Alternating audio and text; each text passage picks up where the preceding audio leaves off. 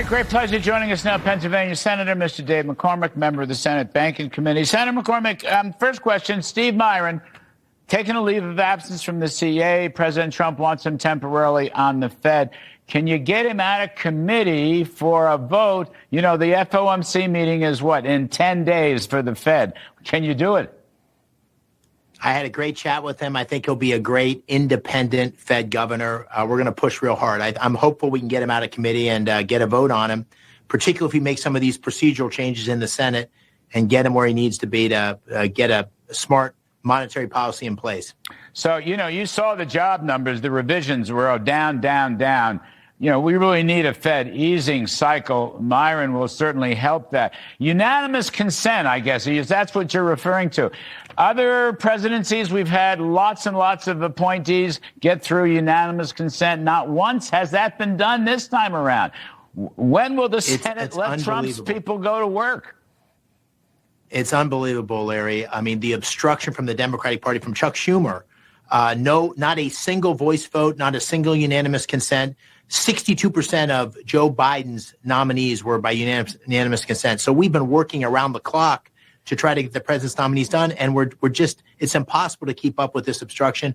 We're going to make a bunch of procedural changes over the next week or so that's going to allow us to get rid of this backlog, get the president's team in place, and really go back to the tradition of the Senate a few decades ago. It's gotten much worse under Chuck Schumer, and what's happening under President Trump is unprecedented. We need to change it. We're going to do that shortly, and we're going to get the president's nominees in place. I mean, there are hundreds of well-qualified nominees, there's no question, throughout the government. But I just want to ask you about one more, and that is E.J. Antoni, who they're putting up for Bureau of Labor Commissioner. And we saw from the revisions to the jobs report, all the big government socialist jobs suddenly are gone, okay? So we need help at the BLS.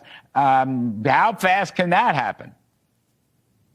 Well, listen, that'll get pulled into the same process. It needs to come out of the Banking Committee and then before the full Senate. But here's the bottom line. The fact that we still have these estimates that are so unbelievably wrong and misguided just shows the need for the reform at BLS. There must be a better way to do this. I know you're someone that knows him and has worked with him in the past. I've heard great things about him, and we need new leadership that's going to shake things up. And I'm hopeful that he'll do that, and I'm hopeful we'll get him in place soon. Yeah, no, he's an 18 player. Senator, when you saw the revisions today, minus 911,000, actually the 2-year benchmark revision is down 1.5 million, and private sector jobs have been flat in recent months. You know, what was your first thought when you saw this stuff? Well, my first thought is that we have this pro-growth economic agenda, deregulation, energy dominance, through the big, beautiful bill, great tax policy in place. We've got all this foreign direct investment coming. But some of that's taken a while. It's going to take a while for it to have a real impact. The key lever, we're driving an aircraft carrier. The key lever that's not in place yet is sensible monetary policy. The Fed has been just much too slow to lower rates. I think we'll hopefully see a big move in this next Fed meeting. And that's ultimately going to put us in a position that we'll start to see the gains from the Trump growth agenda. Yeah. Senator David McCormick from the great state of Pennsylvania and the Banking Committee. Thank you, sir. We appreciate it very, very much. Folks, I'll be right back with my last word.